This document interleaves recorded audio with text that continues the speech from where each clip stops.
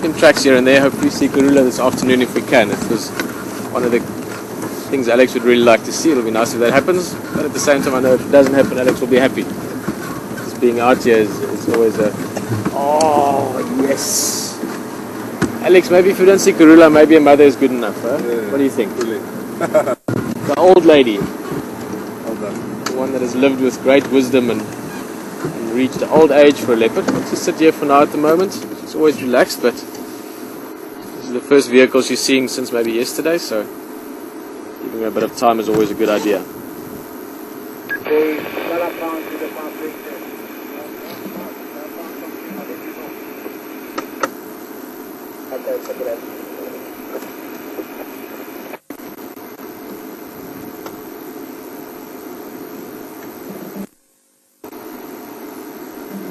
Carcass is getting a bit old now, you can smell it.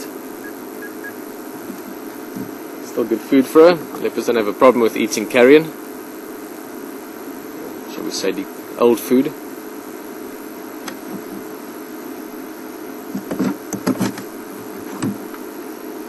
Power stations, Safari the Ingwe is on the Nyama again, conjuring a little bit. Just ease in a little bit. Turn slightly.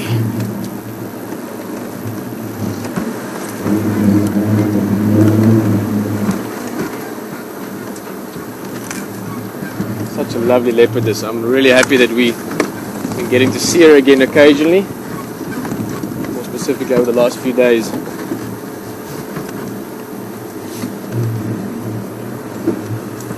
Beautiful light as well. We're looking straight towards the west. We've got that lovely backlight. Just lights up the edges of it, almost like the silver lining on a cloud.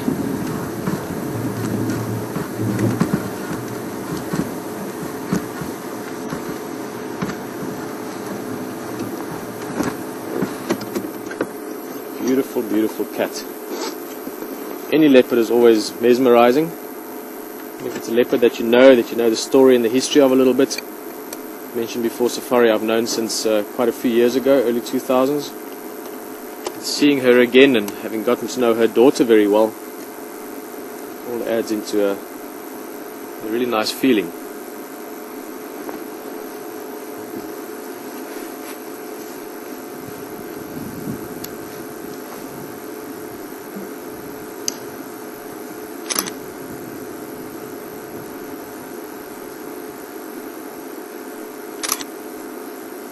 Peter? Yes? If Safari and Karula come across each other, will Safari or Karula recognize one another, or will they be enemies? Alex, I don't think they'll be enemies. I spoke to Rexon about this a while back as well. And there is occasion where they'll even link up. I mean, it won't be this sort of massive friendship, if you want. They're not going to sit down and have a cup of tea. But there won't necessarily be a great amount of animosity. I mean, the main thing why leopards are territorial is, at least in my understanding of it, is to protect resources. In other words, access to food and water. As long as one's not stealing the other one's food, there won't be that much animosity and probably a great deal of interest as well.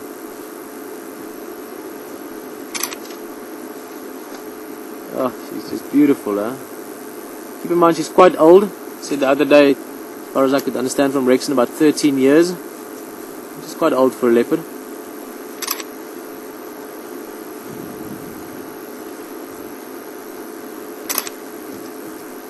Obviously she's still a good hunter. This is a fairly good size impala.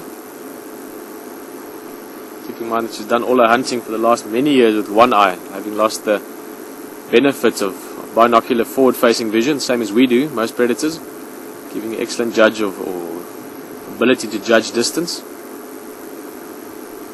She's also raised a whole range of cubs very successfully. She's also a very good mother.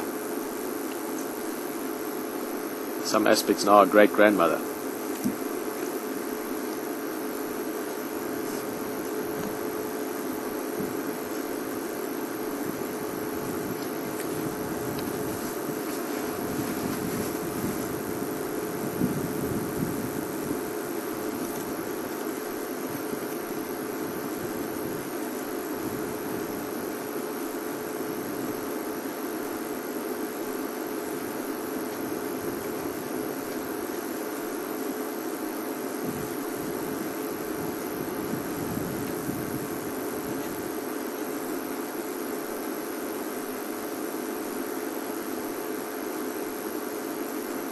Just as she's chewing there, it's interesting, maybe we've got such a beautiful view of her feeding at the moment.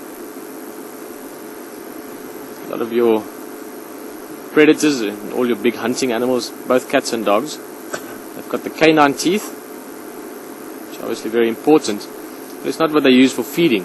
They're very important teeth when it comes to catching the food, being able to kill the prey, whether it's by suffocation, others to grab hold of the throat and suffocate the animal. Or in the case of leopards especially, they're very good at biting into the neck vertebra and severing the spinal cord or the nerves in the spinal column. That's where the canine teeth are very important. Now what she's doing right at the moment, if you look at how she's chewing there, unfortunately you can't hear it. I can just hear it from here. She's using the carnassial shears, those teeth, sort of the equivalent of our molar teeth if you want, that part of the jaw. And they're very, very sharp edges. And they also cut very close to each other, the same as scissors do. And without those teeth, most of your carnivores will be unable to feed, because they won't be able to cut through meat. They won't be able to cut into tissue and skin, and that way get to the obviously very high protein food that they're after.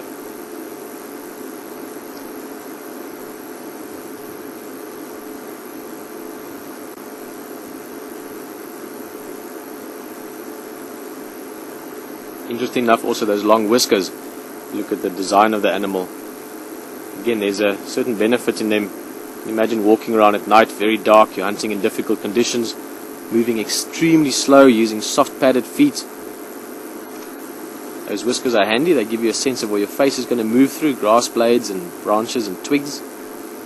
But also a big part of those whiskers is when they actually grab something, let's say they're holding onto something's throat, busy catching their food. Of course, that's a very potentially dangerous position as well. If that animal suddenly gets loose, might have sharp horns or big hooves or something that can damage your back. So there's also always the potential risk of injury or even death in a hunt for the predator. Those whiskers come into play as well. If they're holding onto something's throat, they can actually feel when that animal's heart stops beating. Those whiskers giving them literally a finger on the pulse, if you want. It's another use, if you want, for those whiskers. And leopards, I think of all the cats, really got by far the most impressive whiskers. Beautiful if you look at it carefully, how long they actually are, even on an old girl like this one.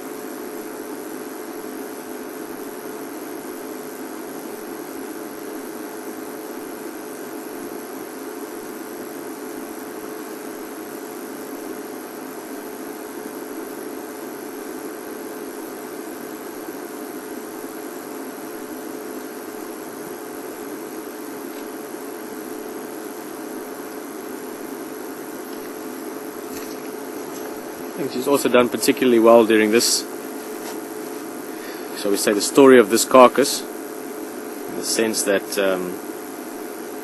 she hasn't lost it to hyenas. Obviously she's hidden it well enough, and also been lucky enough, obviously there's a certain amount of luck involved, that hyenas haven't found this carcass. There's even been lions. Those two Manyaleti males came past here during the course of Monday afternoon late, and she was already around.